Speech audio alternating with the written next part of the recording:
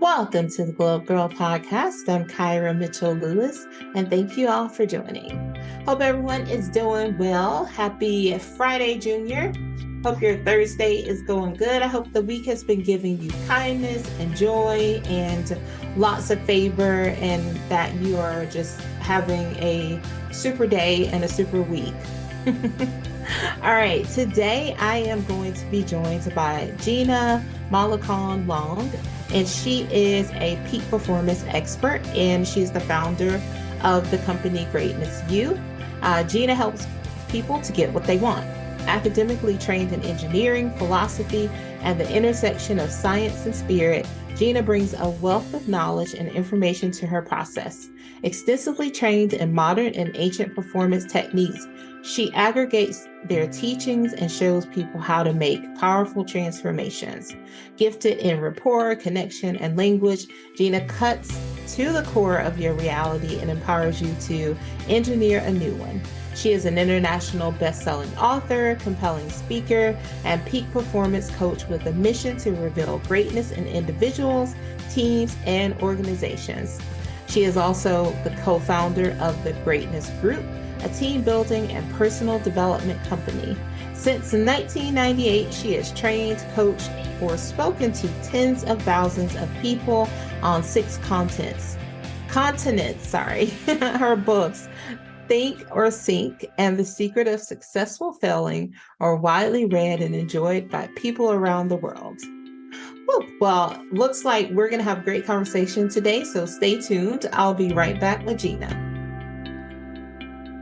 Welcome back to the Globe Girl Podcast. I'm Kyra. I am excited to welcome Gina into the podcast. Welcome, Gina.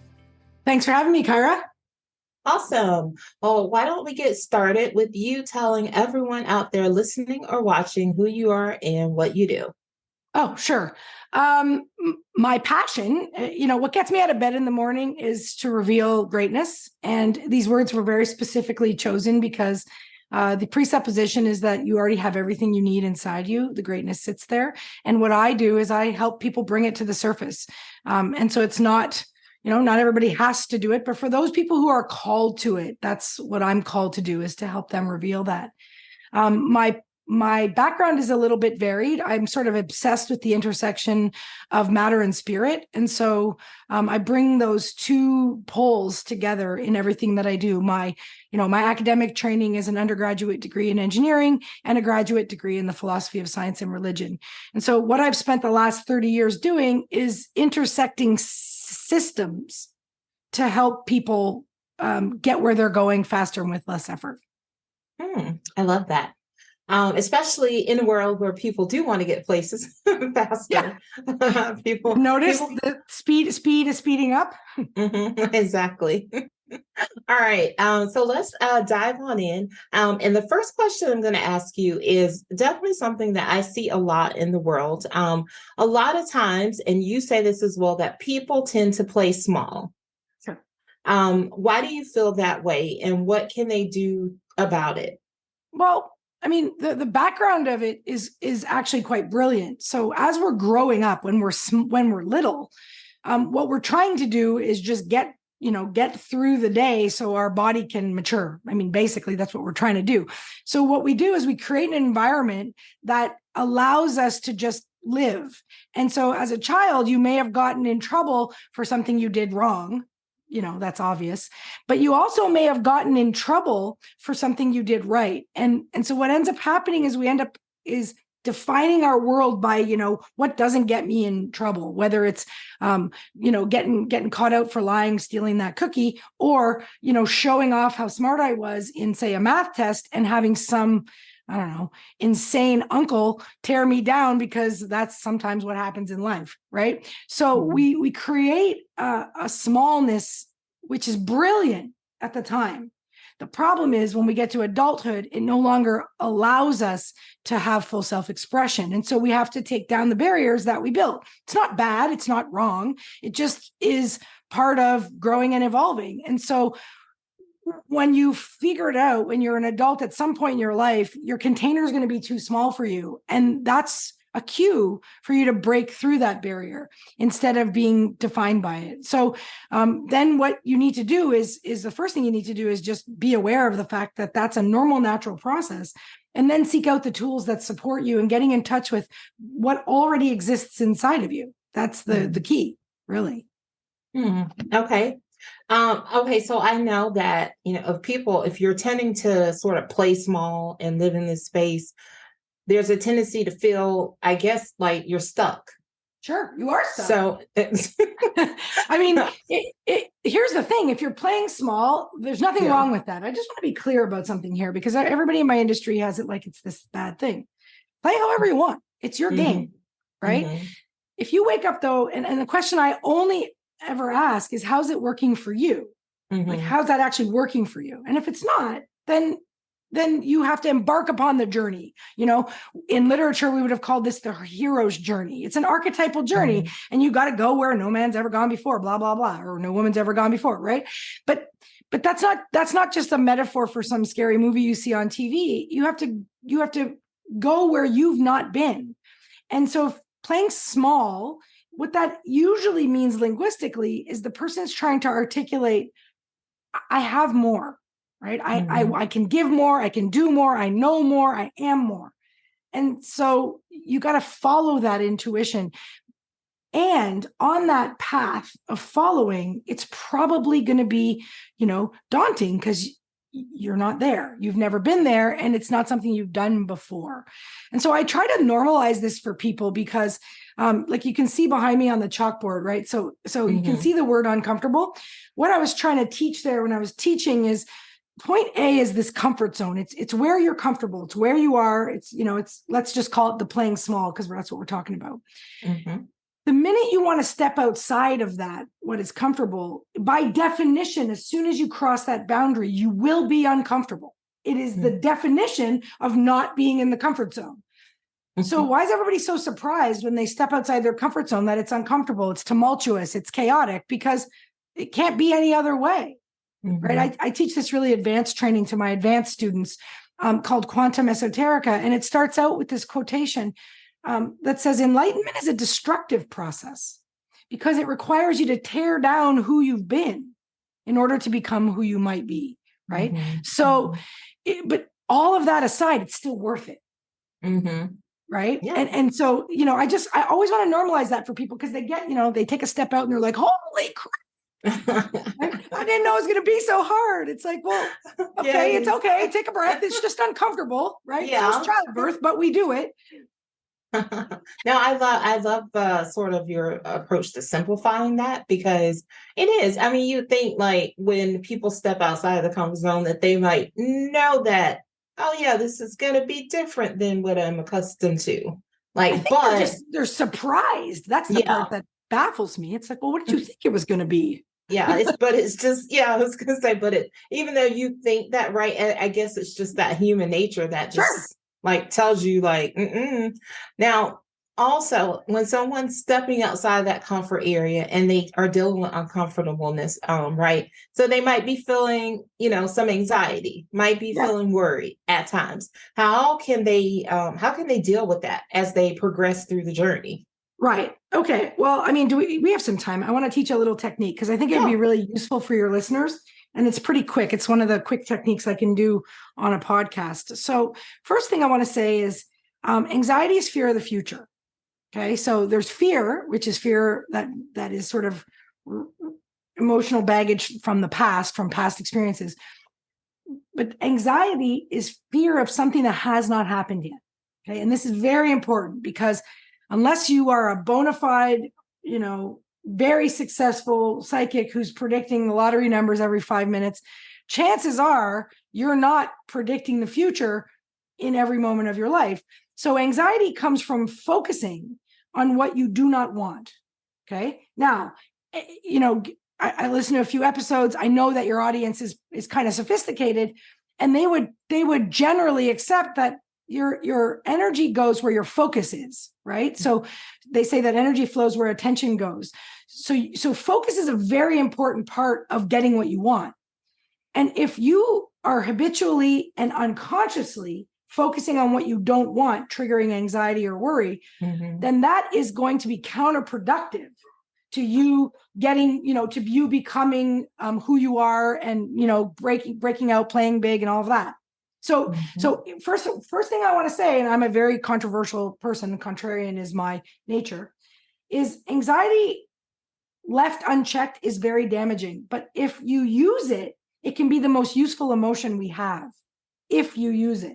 And that means you have to self-regulate it. So you have to recognize it for what it is. And so one of my teachers who died a couple of years ago, he used to say, anxiety is the warning signal, the immediate warning signal that you focused on what you didn't want. And if somebody's trying to get what they want, they have to keep their focus on what they want. So the minute it's triggered, you need to act. Okay. And here's what you need to do. So you need to recognize that somewhere unconsciously, not in your awareness, you have a tendency to focus on it going badly. That's kind of a normal human nature, right? No, it's not a big deal. Just recognize when it happens. How do you do that? You feel the anxiety. So the minute you feel it, you have to snap out of it. So you can see this acronym above my head. People used to tell me to snap out of my emotions all the time. I started to get pretty upset with them. Then I decided to lean into it and make it an acronym. So SNAP means stop what you're doing. So the minute you feel a negative emotion, we're talking about anxiety, stop what you're doing. Like stop what you're doing. Take your pen, put it down, stop what you're doing. Notice the emotion. So in this case, you say, oh, this is anxiety. Okay, good. That's a warning sign, right? Okay, what do? Well, I got to alter it. So I'm going to teach you a quick technique for altering it. There are other techniques, but this is the one I use. And then when it's gone, then you pick your pen up and you proceed. Okay. So stop, notice, alter, proceed. So how do we alter anxiety? Well, if it's fear of the future, then that's a time-based fear. So we're going to use something called the timeline, which is something we teach here at Greatness U. And the timeline is basically, if I was going to give it to you in a nutshell, it's your life laid out in a line. Okay. Now it's a little bit more than that, because in order to do the actual technique, you need to visualize this line. So I'm going to give you a quick way of accessing the line in your visualization with the sidebar of, if you want to know anything more about why this works, what this is, and all that jazz, you got to either find me or find something about timeline therapy and read more. Okay. But let's just assume that we're going to run with it because you want to learn how to manage the anxiety. So Kyra, I'm going to use you as the example because I want to show people how easy it is. So I want you to think of, I don't know, what was the last restaurant you went to in the last couple of weeks?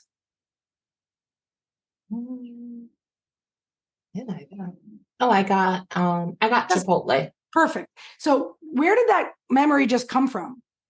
It just came from somewhere. It didn't just pop into your mind. Did it come from the back of you, the side of you? Where did it come from? I think it came from the back. Okay, cool. Yeah. And what are you doing in the next couple of weeks that's kind of set in stone? Like who's your next podcast guest? What's kind of set in stone but not done yet? Well, you know what? The first thing that came to my mind is that I have a doctor's appointment on the 26th of October. Yeah. Perfect. So that's already somewhere else. And notice how it's in a different place than where the Chipotle memory was. Where was it? Is it in front of you and beside of you? Yeah, it came. Yeah. Front. So your whole life is organized around your body as a reference point. And for some people, the timeline is, past in the back, future in the front. For some people, it's left to right, right to left, up, down, up, around. It doesn't matter. But the point is that your life is organized with the past in one place, your body in one place, and the future in another place. That's how we do it. That's how our mind does it. It's just, it's how it kind of keeps track of us. Now, assuming that's true, and without getting into all of the theory behind it, I'm going to ask you and everyone listening, if I were to ask you, where's your past? Where do you intuitively point? Where's your past? I'd say behind me. Great. And where's your future? In front of me. Great. And so do you see how that makes a line? That's your timeline.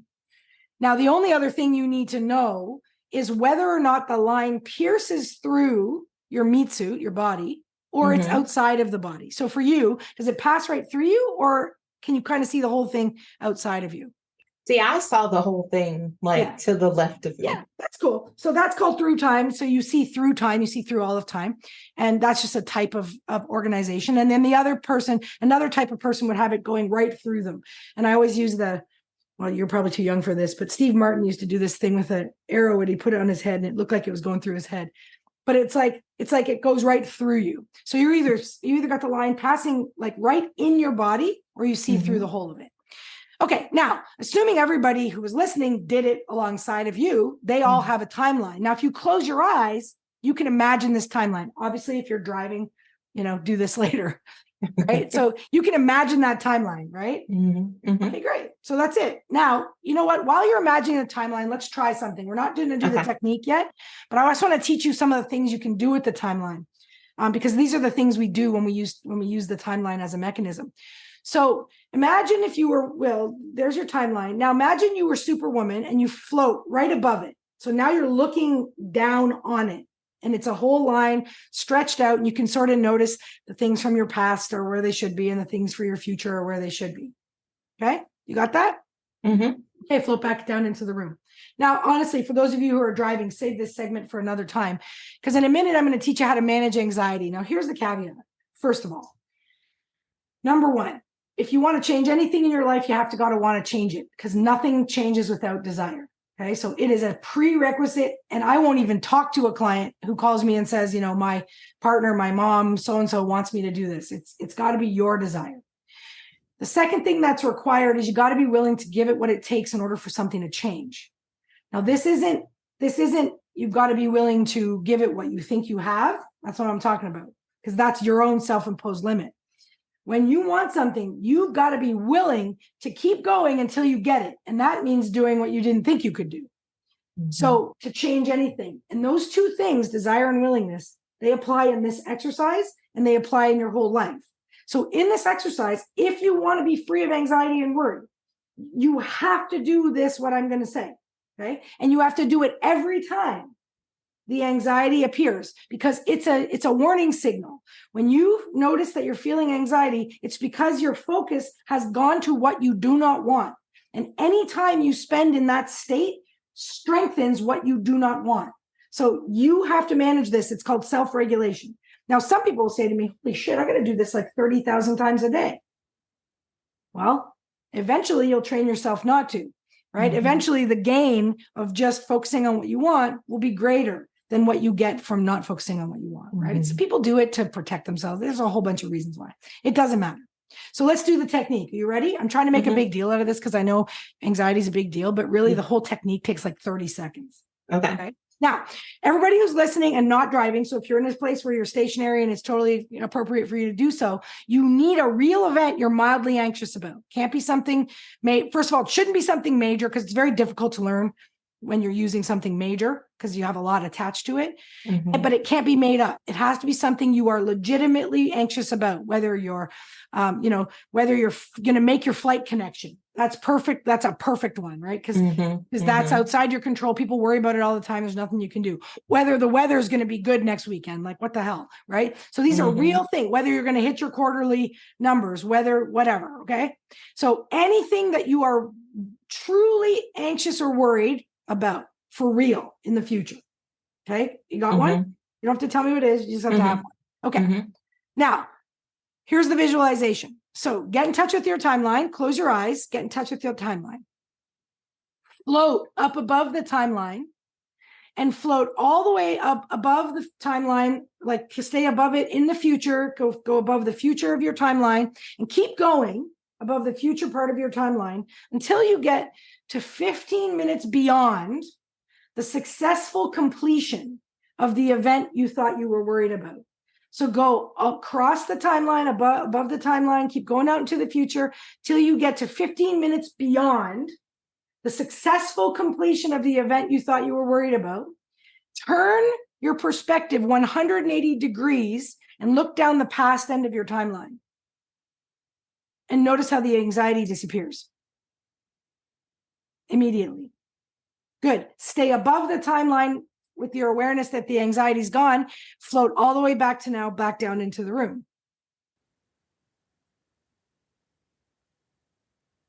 Now, how was that? It was good. I mean, I think because I can really visualize, like when I went above my timeline. First of all, it was interesting because like I was telling, I said mine is like to the side. So it was like I lifted up and over. Yeah. Yeah. Now, here's the thing. There's a couple of things going on here. First thing I want to say is, Kyra, you're not a great subject because you're super coachable, right? So you probably didn't struggle with that. You do exactly, that's why you are who you are, right? So, but there are people that are listening to this right now going, the anxiety didn't disappear. So I want to talk to them right now, okay? Yes. So no big deal, right? No big deal. Here's the thing. You have to be willing to give it what it takes. And that meant follow my instructions precisely. My instructions were very clear. Go up above the timeline, go out to 15 minutes past the successful completion of the event you think you're worried about, and turn and look toward now. Now, people will say to me, well, I can't imagine it completing successfully. And I go, well, can't means won't, and we're done. Because I'm not doing anything. I'm way, way over here. You're way over there. And people are listening to this all over the world. I was shocked at some of your numbers in the thing that you sent me, where some of your listeners are like, they're really far away. So here's the thing.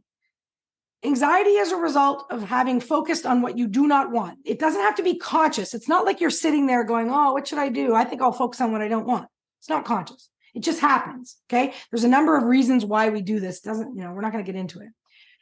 Your job is to manage it in the moment. So the minute you notice it, you snap out of it. Now, when you go above the timeline and you go out to 15 minutes past the successful completion of the event, what you're manually doing is you're manually changing your focus because it's completed successfully. And no lunatic on earth is upset over events in the past that have gone well. Right. Nobody. Yeah. Okay. So there's no fear about events that have gone well, that are over. So what we're doing is we're manually doing this in our mind. Now, if you know anything about visualization, you know that your mind doesn't really know the difference. So if you do this visualization with 100% dedication and you follow the instructions, the anxiety has to stop, because when you're up there and in the temporal perspective of being in the future, looking on an event that's gone well, your body goes, oh, there's nothing to be anxious about. Shut that off, right? Like shut off all the anxiety. So it just changes the state of the body. If you stay above the timeline in that state, come back to now and pick up your pen and start working again, you're free. Your focus is on what you want and you can do your work. Now, the same people will say to me 10 seconds later, the anxiety comes back. If we're being really honest, what happened was 10 seconds later, you allowed your focus to go on what you didn't want. The anxiety was the warning signal. It's your job to self-regulate it. And, people will say, oh, God, every time? Well, it depends. How bad you want to be free of your anxiety? Right? Like, it's not good for you. Yeah. Okay. But it's when it pops up, you can use that adversity to your advantage. Right. But if you just let it run, it's really bad for you. It's bad for the body. It's bad for the, for your internal organs. It wreaks havoc in your system. Yeah. Yeah. Right. So I'm not trying to make light of its effects, but what I'm telling you is you have way more power in this than you think you do. Yeah. But you got to use it. And it's just like getting the types of tools that you just walked us through and using those tools. And like you said, if the first thing that someone even says after hearing you provide this tool is, well, I'm going to have to do it 10 times a day. I mean, it's like, it doesn't matter if you want to be, doesn't matter if you want to feel better. If you want to feel better, get what you want, have the goals that you want. Isn't it worth it? Like I have private clients. Sometimes I get a private client, that's their presenting problem, right? Like they have a complex around anxiety, and what they might have to do that. And I'm not even exaggerating, like 1,000 times a day, because it's part of the conditional, right? The conditional guarantees you do the tasking, you do the whole program. But the thing is, there's a point where the neural network snaps, because it's like, it's just easier to focus on what I want than to do this stupid technique 1,000 times a day. Right. And so you break that habitual pattern of focusing on what you don't want and instead hold your attention on what you do want. And that is how you get what you want. Yes. Yes. We're being schooled today, everyone. Okay. Yes, we are.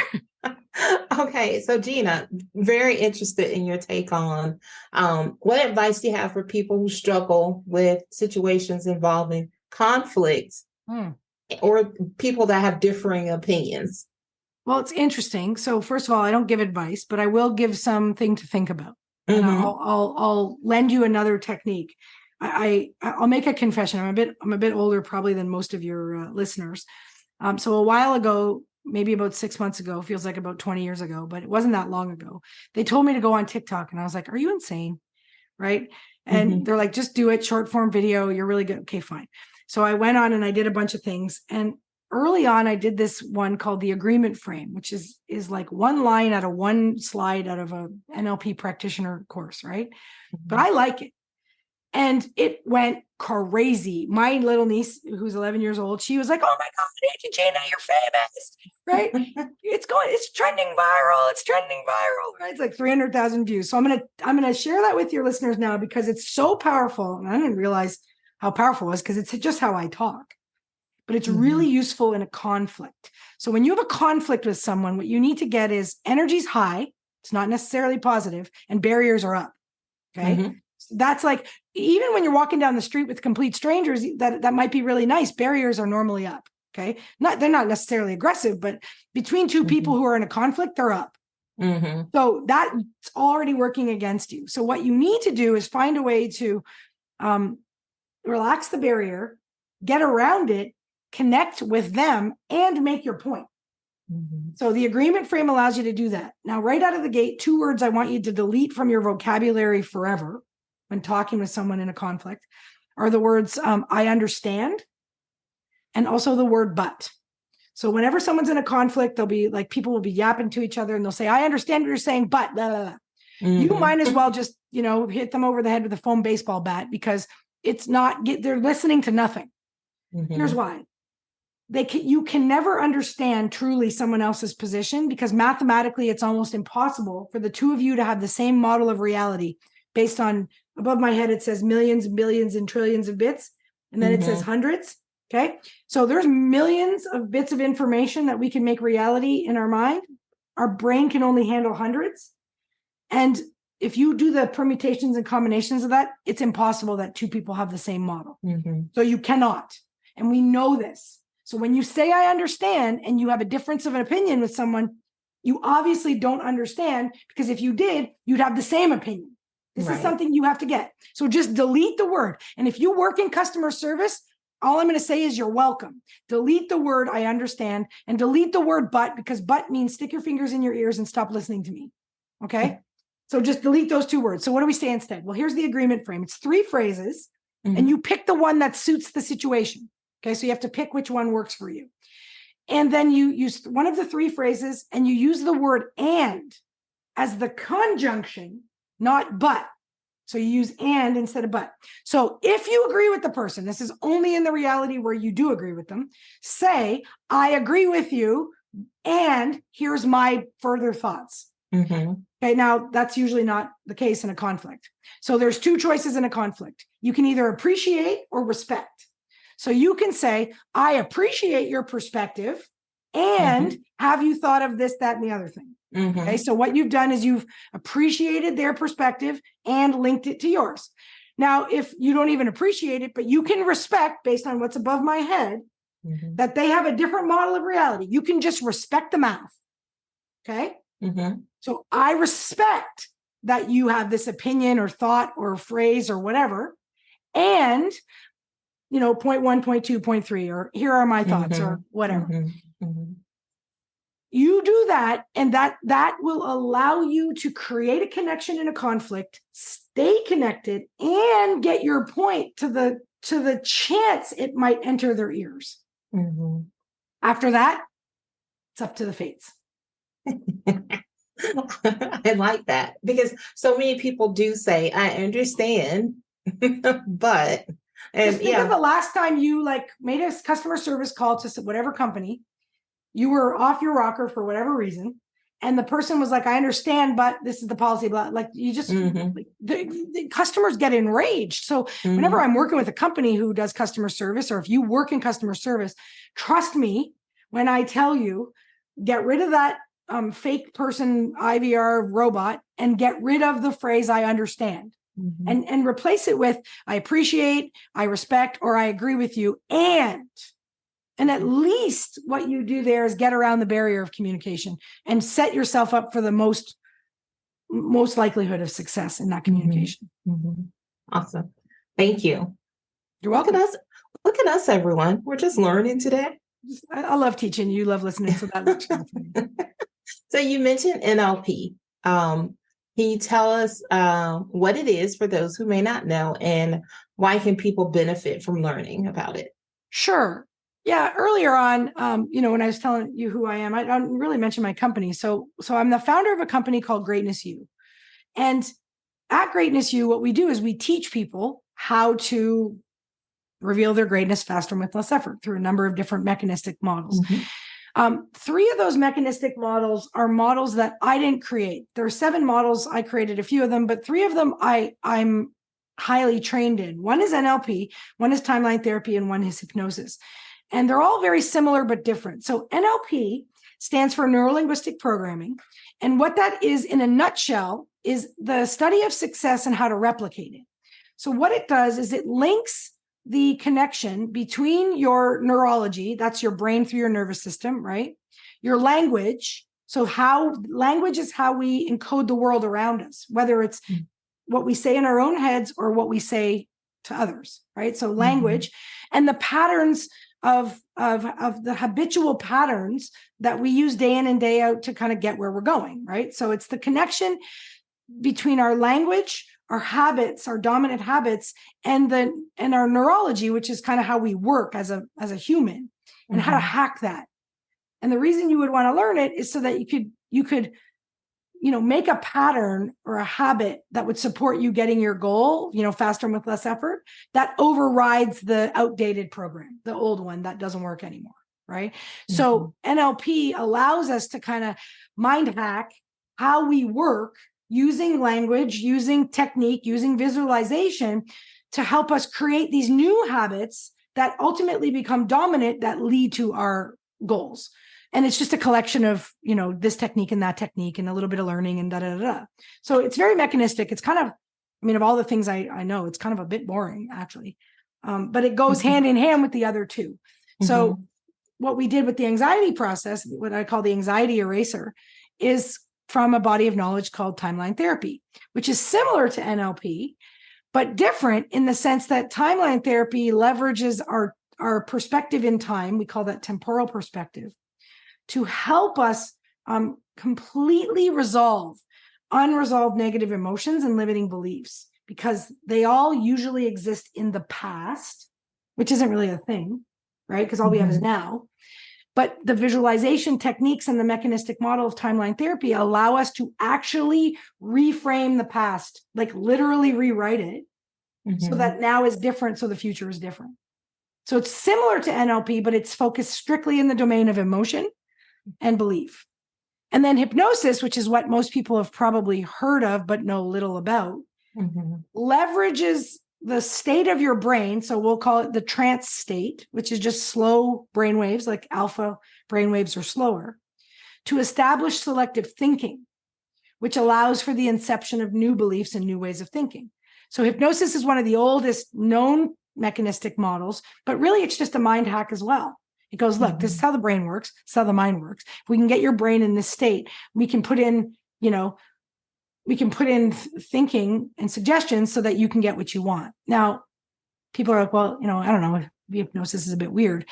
It's not that weird. All of advertising is based on hypnosis. And people are like, what? And it's not a good, bad, right or wrong. It just is. When you watch TV, you go into a trance. That, like, you've seen people watching TV. That's what a trance looks like. Okay. Yeah. So when you're in a trance and you're being suggested to, as in advertising, that's just leveraging the mechanism of hypnosis. It just is. So here's the thing. It's not good. It's not bad. It's not right. Or it's not wrong. I've needed to buy a car and some, washing soap from time to time. It makes it go faster for me. But what if you could use the same mechanism to mindvertise, right? The beliefs you need to adopt to get what you want. It's the same mechanism. So all 3 of those techniques, NLP, timeline therapy, and hypnosis, they all leverage this mechanistic approach to the mind, which really just means I'm going to give you a bunch of tools. You're going to tinker with the machine of your mind till you get what you want.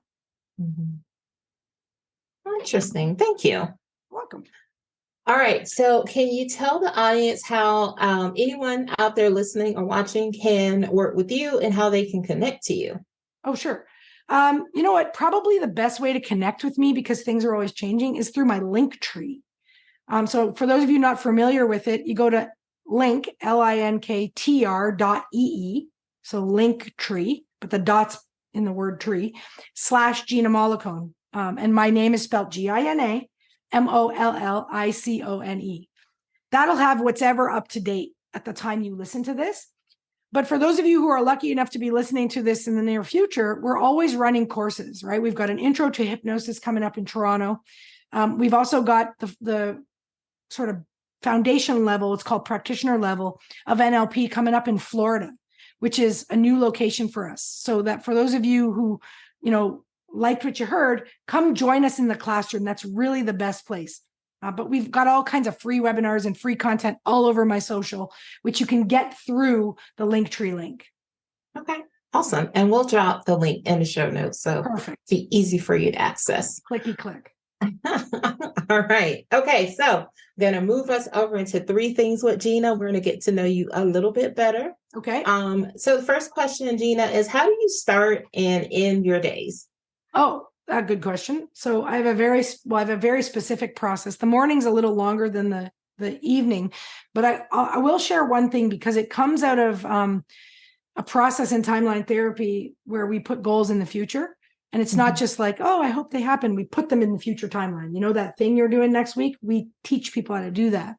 So what I do is when I wake up in the morning, I take the image of the last step of the goal. So whatever the last thing that has to happen in my life, so I know I got that goal, that's the image I work with. That's key.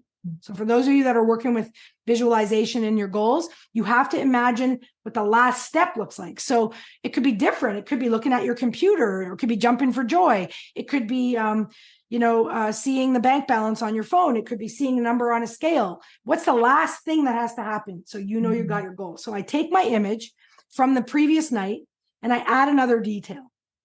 Okay, so this is what I do every morning. I take and I spend time in the image, kind of, making it as real as possible. And I add another specific detail. So maybe I put a quote on the wall, or a bird in the window, or something that makes the image, the sort of 3D image, more real. I meditate on that, do a bunch of things. And then at night, I take the image that I was meditating on in the morning, and I imagine it like a flat picture. And I imagine putting that picture inside my mind at the very back of my brain. This is the part of your brain that's responsible for visual processing. And this is what instructs your brain what to look for, what to do, and so on and so forth. I'm not going to get into it. Okay. So I take that image and I just put it there, and then I just go to sleep. I don't think about it. I don't plan for it. I just lay it there to go to sleep. And in the morning, I pick that image up, I add another detail, and then at night I put that new image. And that's the process, day in and day out. Interesting. Yeah. Okay. All right. So speaking of goals, is there a goal that you set for yourself this year? And if you don't mind sharing, where are you with it? Oh, yeah. Well, as you know, there's been a bit of disruption in the last few years. And so coming into that disruption, we were rocking it. And then the disruption happened, and we realized our entire company, not just what I do or Greatness U, but our whole company was affected by non-essential business travel. So we pivoted hard and fast, no problem. So we pivoted, and we enjoyed that we were flexible and adaptable, and that was great. And a few years later, I realized that the pivot isn't what I wanted for the business. It was a response to a situation. And so I decided a few months ago, now was time to rebuild the business instead of just keep going with the pivot, because the pivot was working, but it was missing something. And so that meant putting everything back in person, everything, with a robustness that didn't exist before. And so we're in the process of completely rebuilding. We've gone back to basics. We've torn everything down. We're rebuilding all the courses at Greatness U. And so, right now it is literally all hands on deck, and we're launching, like I said, in new markets, new courses. We're going where people want it versus where we think they should have it. So right now, it's going great. There's a lot of energy right now because we're doing everything. So this interview was very timely for us because we're all over everything. We're doing advertising on literally every platform to find the people who know they can be bigger than they are, but they don't quite know how to get in touch with the resources that they already have. That's what we're looking for. So I like it. And the last question is there a book, a podcast, a show, or anything that's inspiring you personally at the moment? Because your audience is skewed so female, I'm going to share a book that I loved that it's not a business book. It's actually a fiction book someone gave to me. It's called The Book of Longings. Blew my mind. I couldn't put this book down. It's by Sue Monk Kidd. It's a fictional account. And I'm going to just preface this with, I'm not religious. None of this is, I'm not whatever, but it's a fictional account of this completely made up potential wife of Jesus Christ. Now I was like, what is this book? And they're like, just read it. Not to debate the theological. I mean, I have a master's of science and religion. We're not debating the theological truth of this. Instead, what hit me was the character, Anna, who this, oh my God, like her character, because obviously 2000 plus years ago, women weren't exactly exalted.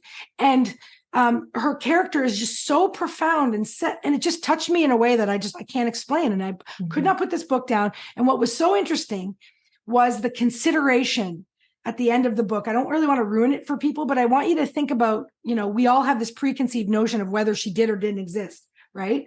And the thing is, think about in the current culture about how we just erase things we don't like right now. We're just erasing things all over the place because we didn't like that. So we're going to erase it.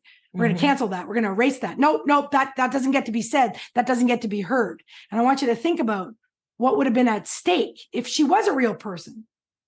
And maybe, just maybe, how she might have been completely, it was fascinating from a woman's perspective, this powerful, smart woman who was totally out of place, which I know some of your listeners feel like that all the time. Right. And so I really related to her. I know it's fiction. I know it's totally made up. And I'm sorry if I offended people on the religious stage, because that's all up in arms right now. But the point is that the story of this woman was so profound to me. I can't get it out of my mind. Interesting. Thank you. Thanks for sharing. Not what you thought, right? That's all. Hey, I mean, it's very interesting to look at things from different perspectives. Exactly. So, and this is where the agreement frame comes in handy.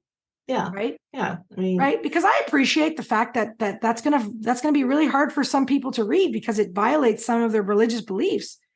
And if you can get past that sort of theological debate, there's something about this character as a woman that's like on a foundational level, very profound. Thank you, Gina. All right. So thank you so much for this conversation today and just for all these great nuggets and information you shared today. The last thing I'm going to ask of you is to leave our audience with 3 things you'd like for them to take away from our conversation. Sure. Here are 3 things. If you want to have power in your life, be at the cause of everything that happens in your life, even the stuff that goes wrong. Just accept responsibility that your life is unfolding in the way it should, and that you have a choice in every moment of every day. So that's number 1, just be at cause. Number 2, and this is so important right now, I can't even begin to articulate this, create connections with people, right? The agreement frame is one way to allow you to facilitate a connection, even with someone you're in conflict with. Right now, we need to unite. There's a reason that phrase is divide and conquer. Okay. So create connections, lead by connecting. Inherently, we're closer to our hearts. Lead by connecting. And then the third piece of advice is adapt. Whatever the circumstances are around you, adapt. Instead of railing at them or complaining about them, pivot, adapt, do whatever you need to do in that situation so that you can thrive. I used to have this quote when I was speaking at the Athens Opera House. There was this big quote behind me. I said, when things don't go your way, just scream plot twist and keep going. So I'm going to leave you with that. Plot twist. I love that. That's your really rallying good. cry. Exactly. Awesome. Well, thank you so much, Gina. I wish you much success in the future, and you can always come back to see us at Global Girl. Well, thanks for having me, Kyra. I really appreciate it. And I really just hope everybody out there goes out and reveals that beautiful greatness within. Awesome. Stay tuned, everyone. I'll be right back. Welcome back to the Glow Girl podcast. I want to thank Gina for joining the show today. If you'd like to learn more about her and the work she does at Greatness U, you can check out the show notes and click on the link to learn more. If you'd like to learn more about Glow Up Girl, you can visit us at glowupgirl.com. You can check out past podcast episodes, sign up to be a guest on the show. If you are someone who owns a company and you'd like to promote your company on this podcast, you can check out our podcast promotional opportunities. You can also check for our social links and so much more. Be sure to check out our career focused podcast episodes as well. It's where I share my personal journey relating to my career. And we talk a lot about how you can elevate in your career, how you can determine if you're in the right career space, and also if you are looking to make a transition. And also, if you are listening to any of the information that we share via Glow Up Girl and our podcast, and you're thinking, I really want to be a part of that community, you can also check us out on Patreon and unlock your potential with the Glow Getter membership. So when you join us over in our Glow Up Girl community, you'll gain exclusive access to career tips, guidance, resources, and more. And everything there is designed to help you create a career and life that you love. All right. Also, if you are listening on a platform where you can leave a review or rate the show, please do so. I love reading your reviews. I cannot thank you enough for taking time out of your day to leave a review. It means the world to me. Also, make sure that you are sharing this podcast with your family, friends, coworkers.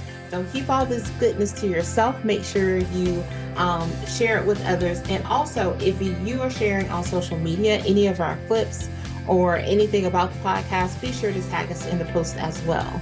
So before I go, just want to say thank you again to Gina. I want to thank you all for your support. Thank you for taking time out of your day to pop in and listen with us. I hope the rest of your Thursday is fabulous. It is Friday Junior, so it can't be a bad day. No days are bad days, but Friday Juniors and Fridays are the best days to me. So thank you all for joining, and I'll see you all next week. Until then, stay focused, fab, and glow up. Take care, everyone.